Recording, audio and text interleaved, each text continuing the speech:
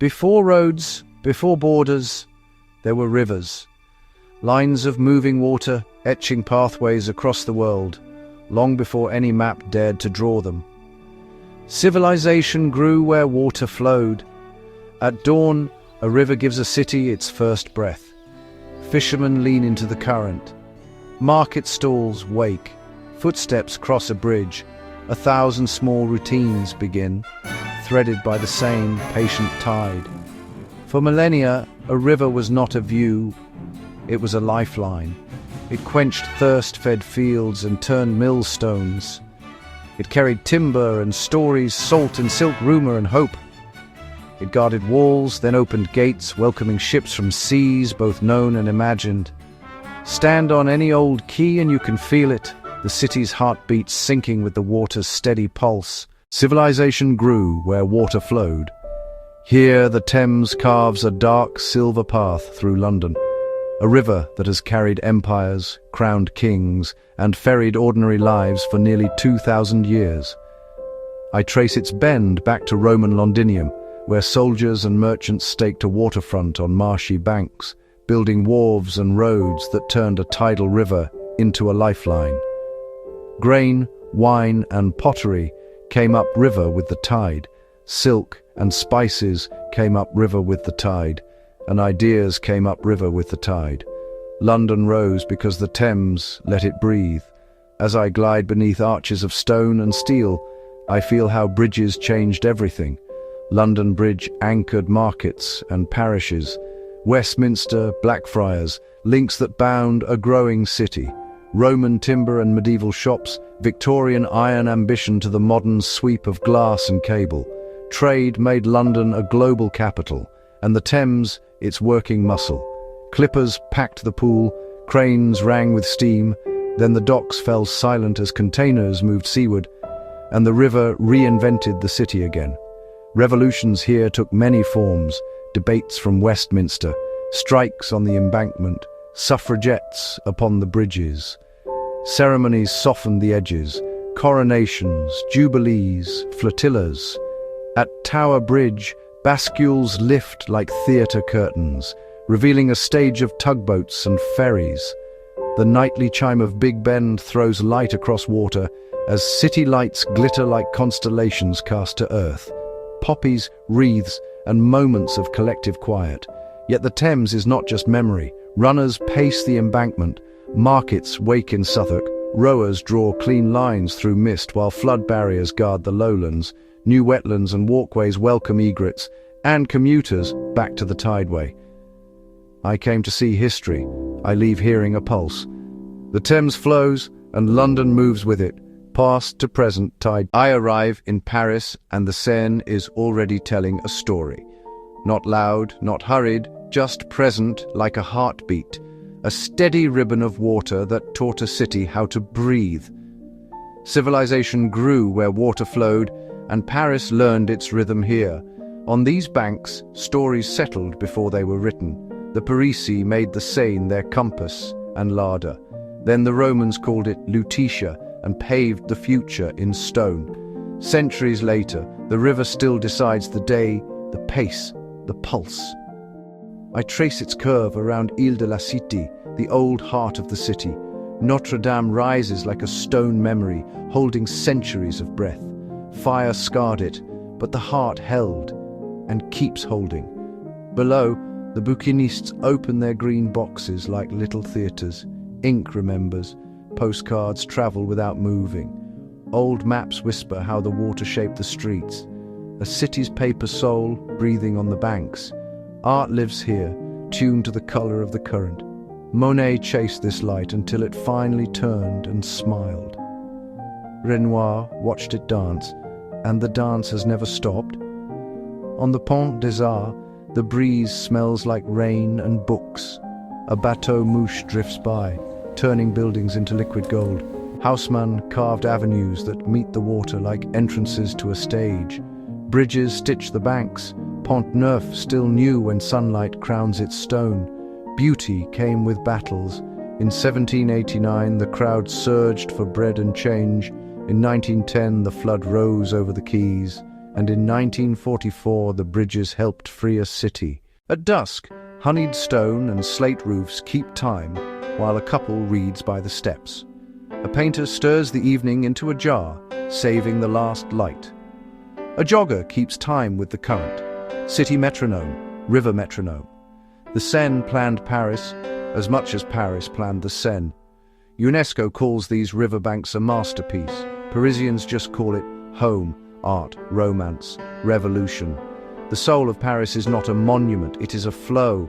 Here, art and romance and revolt do not stand still. They move, carried by water. The Seine gathers yesterday, folds it into today, and sets it gently toward tomorrow. Bridges remember every step, every whisper, every vow spoken to the water. Listen closely, and it tells you. Take your time. Paris did. Where art found its light, where love found its lane, where people found their voice, the Seine kept watch. It is the city's soft command. Breathe in, breathe out, flow on. Streets align to meet it, lives align to live by it. Even now the water edits the day, leaving only what matters. Look slowly as the Seine does, because the soul of Paris flows, and so do I. Arrive with the light on the Tiber, where Rome's story begins. The river turns like a page in a book, slow, certain, ancient. Civilization grew where water flowed. Here, legend set twins adrift, Romulus and Remus, toward an unwritten future. A she-wolf, a hillside, a city born of chance and grit. Myth feels near enough to touch. Ancient bridges arc like rib bones over the current. Ponte Fabricio, Ponte Sant'Angelo, each a sentence in Rome's long conversation with the river. Stone learned to meet water here. For centuries, floods ruled the calendar. So Rome built walls and gates, a promise to endure. Survival in this city is architecture. The Tiber moves and life keeps time. Oars tap, espresso cups clink, church doors breathe. Between bells, the day is measured in water. History rests in the undertow. Empire marble, pilgrim coins, wartime whispers. Above, domes keep watch. Below, the Tiber edits, rewrites, forgives. I arrive with the river. The Danube glides into Budapest like a slow vein of history, separating Buda from Pest, yet binding them more tightly than any wall or border ever could. On this water, the city learned to breathe. Commerce, culture, lists, virtuosity, Bartok's raw folk echoes, the cafe waltz drifting across the stones, and memory moving with the current. I watch the Parliament cast its reflection. A golden double at dusk. Stones ripple on the surface. Spires ripple on the surface, as if the river quietly edits the past into the present. Here, empire once spoke in marble and crown, and the music of a nation rose to answer. This is Europe's most international river, crossing languages and laws. But tonight it speaks in light. The chain bridge awakens, lamps blinking on one by one, a necklace clasping Buda's hills to Pest's boulevards. I trace the cables with my eyes and feel centuries tighten and relax with each span. Politics has flowed here too, revolutions whispered beneath balconies, treaties drafted within sight of the water, ideologies tested by the simple fact that people still need to cross. Ferries, trams, footfall, the daily choreography of a city that learned to be two and one at the same time. Listen long enough and the Danube keeps tempo, ship horn, bicycle bell, a distant violin. Markets wake with the first light, bridge shadows stretch, the river keeps its patient counsel. Empires fall, flags change, but the current keeps teaching. Permanence is a conversation, not a monument. I stand at the quay and let the night settle. Parliament flickers, the chain bridge hums, and the water takes both into its keeping. Civilization grew where water flowed, and here, between Buda and Pest, it still does, one reflected moment at a time. Civilization grew where water flowed. Here, the Vltava made a city of stone and light. It draws the map of Prague, bending streets to its current, a silver ribbon beneath stone, catching sky as it goes. At dawn, the Charles Bridge wakes first. From shadow, saints breathe. The castle returns in the river like memory. For 1,000 years, this water was a road before roads. Medieval merchants read its eddies like script. Timber slipped down from the Shumava, creaking past mills and monasteries toward the Elbe and the North Sea. Grain, salt, and Bohemian glass, fortunes tied to the flow. Bridge towers rang with tolls, ledgers filled with ink and river silt. Prosperity followed the channel it could trust. But the river tested pride. The Judith Bridge, brave and early, fell in the flood of 1342. Loss taught Prague to build differently, with deeper piles, stone icebreakers, and patient masonry set to outlast centuries. Still, the Vltava keeps its own calendar. 1784, 1845, 1890, 2002, rings in a living city. Architects listened, vaulted cellars became buffers, doorways rose, thresholds thickened, and quay walls learned to hold fast. Weirs tamed turbulence. Locks ordered passage. Movable barriers stand ready for snow melt and cloudburst. And still, life leans in. On Naplavka, cafes hum at water level. Rowers stitch morning into the current. Trams cross and recross like a heartbeat. Wedding bells drift from Old Town. Market chatter braids with gulls. The castle floats in reflection. A fortress you could touch if the surface holds. This is Prague's fairy tale backbone. Not fantasy, but craft and resilience. Read it in sequence: trade, trial, rebuild, rejoice. Stone, water, light, turning pages as slow as a river, as fast as a life. Number 5, the Vltava, where history moves and the city moves with it. Berlin, a city braided by water. The spree traces a quiet line. A city learning to live with history. It drifts beneath patient bridges. Brick remembers industry and toil. Glass reflects a restless present. Steel spans hold the city together. On Museum Island, stone guardians watch. Once barges ferried merchants and masonry. Today, commuters and students share the current. Cafes trade easy laughter along the banks. But the river remembers a colder season. In the Cold War, this gentle channel hardened into a boundary. On its surface, reflections beneath a fault line of east and west. Families stood close enough to hear, too far to cross. Then, 1989, the wall fell and the spree exhaled. A border river became a bridge, threading neighborhoods back together. Follow its bend to the Reichstag and the Chancellery, governance in glass and tide. Drift to the East Side Gallery, history reborn as color kissing the water. From venerable stone to modern gleam, Berlin heals where the spree flows.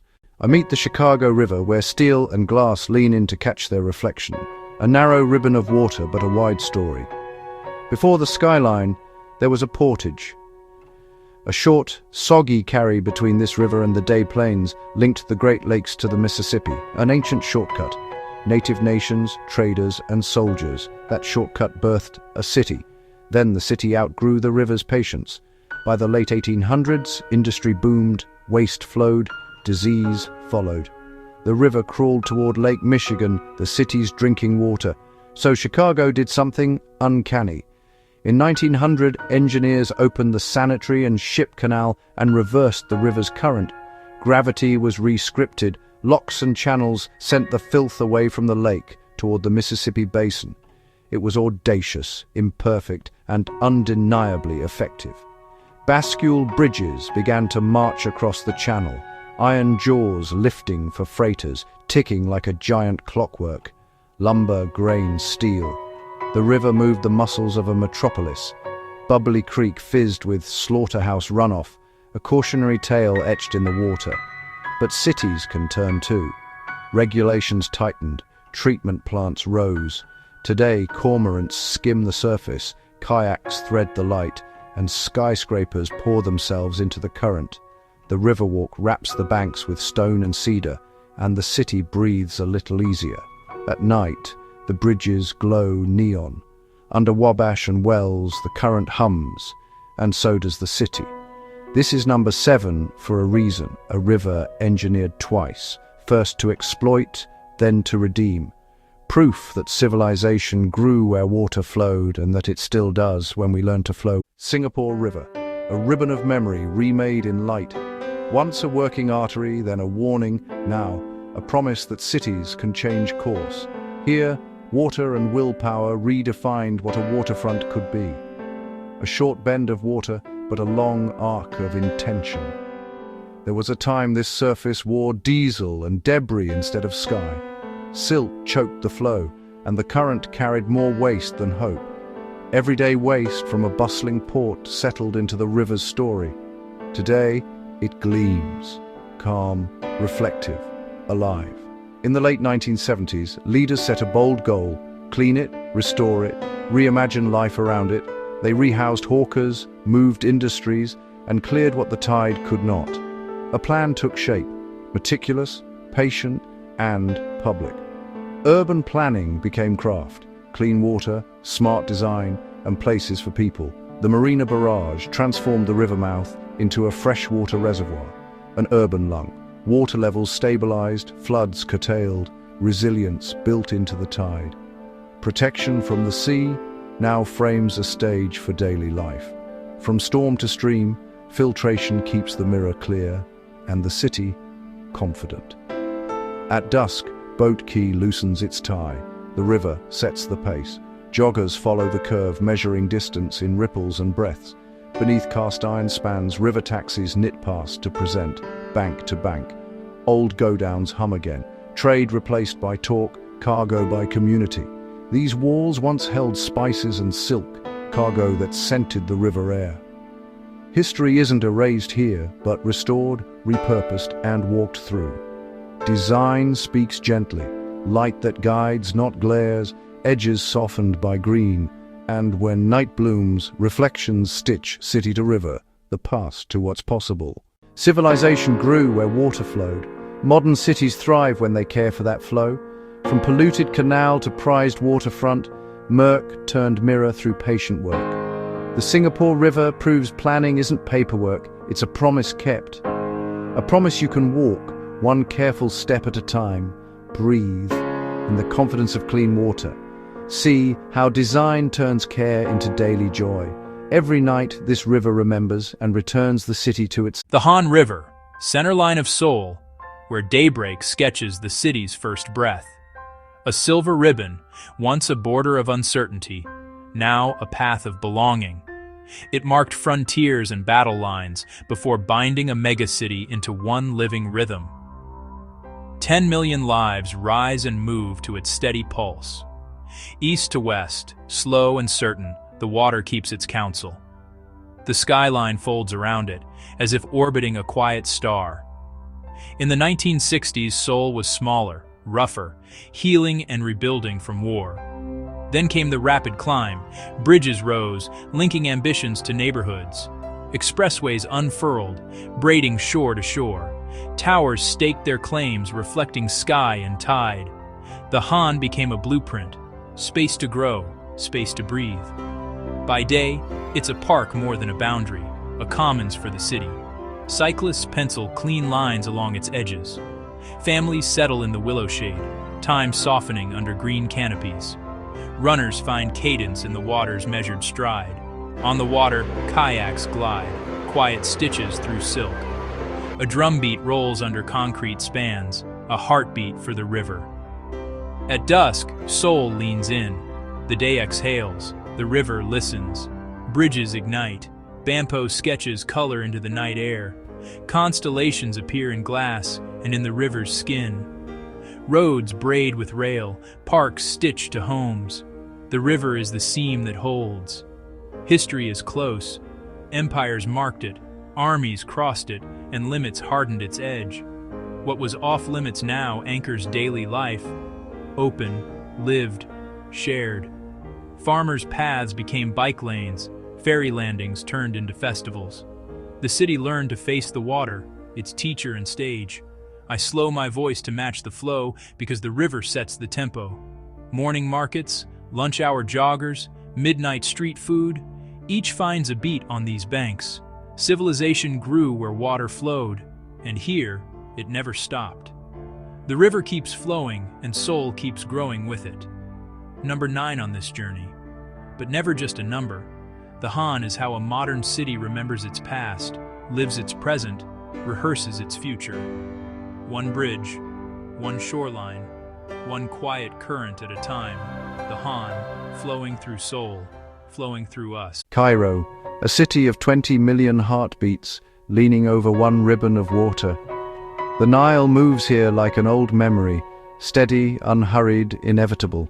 I watch feluccas cut quiet triangles through the dusk, white sails catching the last gold of the sun. Traffic roars on the Corniche, horns, heat, a rush of lives. But at river level, time loosens, the water refuses to hurry. Egypt is the gift of the Nile, every field of green, every loaf of bread, every dynasty carved into stone repeats it. Before concrete and glass, the flood came each year, laying down a black, fertile skin across the desert. Wheat rose, villages became cities, cities became civilization. I traced the city's edges from above, bridges stitching shores, ferries gliding from bank to bank, rooftop dinners flickering like constellations. The river threads it all together. Cairo is loud, the Nile is a low voice beneath it. On these waters the past isn't gone, it's layered. A felucca's wooden tiller, a smartphone's glow, a fisherman's net, a commuter's gaze. London. The Thames threads old stone and new steel, empires echoes and commuters share its tide. Paris. Along the Seine, archers, booksellers, lovers and rowers gather where the city leans in to listen. Budapest. The Danube divides and unites, palaces and cafes, stitched by one relentless current. New York. The Hudson mirrors glass and steel, tugboats and ferries beat to the city's heartbeat. Varanasi. The Ganges is prayer and procession, sunrise bells and lamps, centuries moving in each ripple. Cairo, the Nile feeds fields and feluccas, a city on both banks trusting the river's gentle flood. Shanghai, the Huangpu slips past neon and shikumen, ships and taxis share a busy liquid highway. Bangkok, the Chao Phraya is market, temple path, commute, long-tail boats, stilted homes, shining stupas.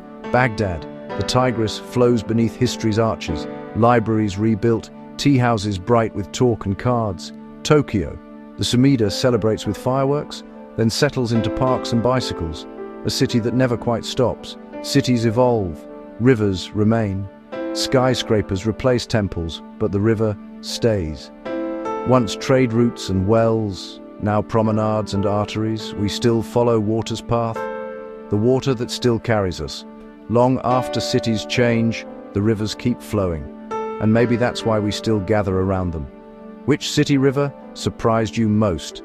Like, share and subscribe for more journeys